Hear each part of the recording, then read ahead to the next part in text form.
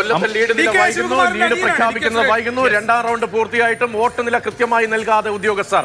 കുറെ നേരമായി അത് 13,459 നിൽക്കുകയാണ്. അതിന്റെ ക്ലാരിഫിക്കേഷൻ നൽകുകയാണ്. കൊല്ലത്ത് ലീഡ് വൈകുന്നു, ലീഡ് പ്രഖ്യാപിക്കുന്നത് വൈകുന്നു. രണ്ടാം റൗണ്ട് പൂർത്തിയായിട്ടും വോട്ട് നില നൽകാതെ ഉദ്യോഗസ്ഥർ. എന്താണ് ഇവിടെ സംഭവിക്കുന്നത് എന്ന കാര്യത്തിൽ കൂടുതൽ വ്യക്തത ഉണ്ടാകണം. അതിനിടയിൽ പൊന്നാനി എന്ന പച്ചക്കോട്ട, ആ പച്ചക്കോട്ട ഇതാ നിലനിർത്തി ലീഡ് ഉയർത്തിക്കൊണ്ടേയിരിക്കുകയാണ്. ഇപ്പോൾ 31,862 എന്ന ഒരു കൃത്യമായ സംഖ്യ പിന്നിടുന്നു. സമസ്തയുടെ പല ഫാക്ടറുകളും ചർച്ച ചെയ്യപ്പെട്ട മണ്ഡലത്തിൽ രതീഷ്, ആന്ധ്രയിലെയും ഒഡീഷയിലെയും നിയമസഭാ ഫലങ്ങൾ ലീഡ് നില വരുന്നു. NDA 119 ആന്ധ്രാപ്രദേശിൽ, അതായത് NDA സഖ്യം, NDA ജനസേന TDP സഖ്യം അവിടെ ലീഡ് നിലനിർത്തുകയാണ്. YSRP 16ലേക്ക് ചുരുങ്ങുന്നു, ഇല്ലാതാകുന്നു. അതേപോലെ തന്നെ ഒഡീഷ നിയമസഭയിലും BJP ആണ് മുന്നിൽ, 49. BJD നവീൻ പട്നായിക്കിന്റെ പാർട്ടി 20 മാത്രമേ ലീഡ് ചെയ്യുന്നുള്ളൂ.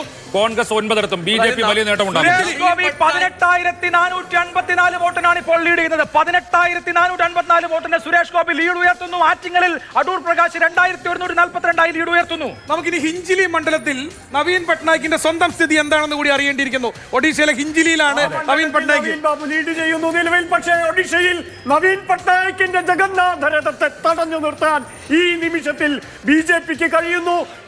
ദീർഘകാലം മുഖ്യമന്ത്രിയായ നവീൻ പട്നായിക്ക് ഒരു പക്ഷേ ഇത്തവണ ഒഡീഷയ്ക്ക് പുതിയ മുഖ്യമന്ത്രിയെ സംസാരിച്ചാലും നവീൻ ബാബുവിന്റെ കാലം കഴിയുന്നത് വരെ അത് BJDയുടെ അക്കൗണ്ടാണ്. അദ്ദേഹം തന്നെയാണ് ഞങ്ങളുടെ നേതാവ്, അദ്ദേഹം തന്നെയാണ് മുഖ്യമന്ത്രി എന്നാണ്. പക്ഷേ അതല്ല, അദ്ദേഹത്തിന്റെ കാലത്ത് തന്നെ ഇതാ വീഴാൻ പോകുന്നു, വീഴുന്നു. അല്ല, അത് ഒഡീഷയിലെ BJPയുടെ ഈ കുതിപ്പ് ഒരു പക്ഷേ പ്രതീക്ഷിക്കപ്പെട്ടിരുന്നതാണ്. അതായത് മധ്യ ഒഡീഷയിലും കിഴക്കൻ തീര ഒഡീഷ മേഖലയിലും ഉത്കൽ എന്ന് പറയുന്ന പ്രദേശം, അവിടെ BJP കഴിഞ്ഞ കുറെ നാളുകളായി മെല്ലെ മെല്ലെ വേരോട്ടം നേടാനുള്ള ശ്രമം, ഒടുവിൽ അതിലേക്ക് എത്തുന്നു. ഉത്കല ഭാഗത്ത് റീജിയണിൽ it is going to be BJP.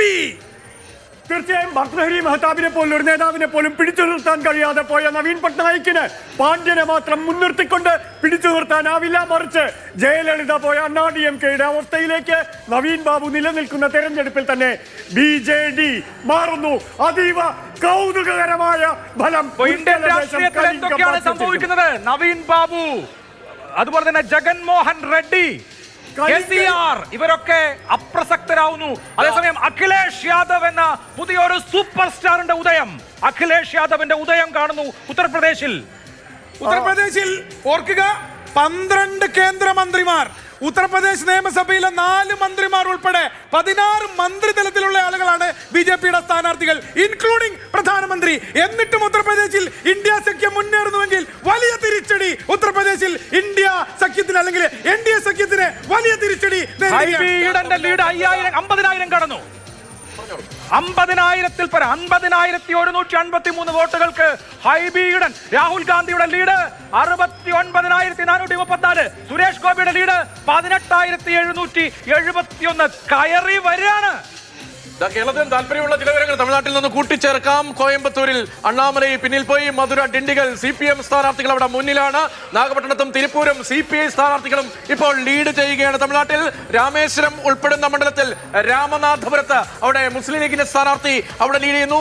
കനി അവിടെ മുന്നിലാണ്, നവാസ് കനി അവിടെ മുന്നിലാണ്. ഇങ്ങനെ ആശ്വാസകരമായ വാർത്തകൾ ഇന്ത്യ സഖ്യത്തിന് തമിഴ്നാട്ടിൽ സുധാകരൻ മുന്നിലെത്തിയിരിക്കുന്നു. ആദ്യഘട്ടത്തിൽ വളരെ കൗതുകകരമായ തിരുവനന്തപുരത്ത് ഇഞ്ചോടിഞ്ച് വരുന്നു. 572 വോട്ടിന് മാത്രമാണ് ഇപ്പോൾ തരൂർ ലീഡ് ചെയ്യുന്നത്. BJPയുടെ കേരളത്തിലെ 2ാം മണ്ഡലമായി തിരുവനന്തപുരം മാറുകയാണോ? തൃശൂർ BJP ഉറപ്പിച്ചു. നിയമമെണ്ണട്ടെ തിരുവനന്തപുരം പറയാം. 475 സീറ്റുകളിലെ ഫലസൂചനകൾ പുറത്തു വരുമ്പോൾ BJP 27 സീറ്റിലാണ്, 217 സീറ്റിലാണ് BJP മുന്നിലുള്ളത്. NDAയുടെ കണക്കുകൾ അതിന് പുറത്താണ്. മാത്രമല്ല, ഈ കോൺഗ്രസ് 100 സീറ്റ് കടക്കുമോ എന്നൊക്കെയുള്ള പല ചർച്ചകൾ നടന്നല്ലോ. ഇപ്പൊ കോൺഗ്രസ് 111 സീറ്റുകളിലാണ് ലീഡ് ചെയ്യുന്നത്. 111 സീറ്റുകളിൽ രാജ്യത്ത് മൊത്തം കോൺഗ്രസ് പാർട്ടി ലീഡ് ചെയ്യുന്നുണ്ട്. പറഞ്ഞിരുന്നു അങ്ങനെ ഒരു സാധ്യത ഉണ്ടെന്ന്. അത് വിജയത്തിലേക്ക് എത്തുമെന്ന് അറിയില്ല. ഒരു 120, 110, 120 ഇന്നലെ പറഞ്ഞിരുന്നു. ഏതാണ്ട് ആ പാറ്റേൺ. പക്ഷേ നോക്കൂ, 413 വോട്ടിന് രാജീവ് ചന്ദ്രശേഖർ ലീഡ് ചെയ്യുന്നു തിരുവനന്തപുരത്ത്. 413 വോട്ടിന്. കനൌജിൽ അഖിലേഷ് യാദവ് 17,000 വോട്ടിന് മുന്നിലാണ്. യുപിയിൽ ഏറ്റവും പ്രധാനം രാഹുൽ ഗാന്ധിയുടെ ജോഡോ യാത്രയുടെ മൈലേജ് എടുത്തത് ഒരു ഘട്ടത്തിൽ അസ്തമിച്ചു പോയി എന്ന് കരുതിയ അഖിലേഷ് ബ്രാഞ്ചാണ്.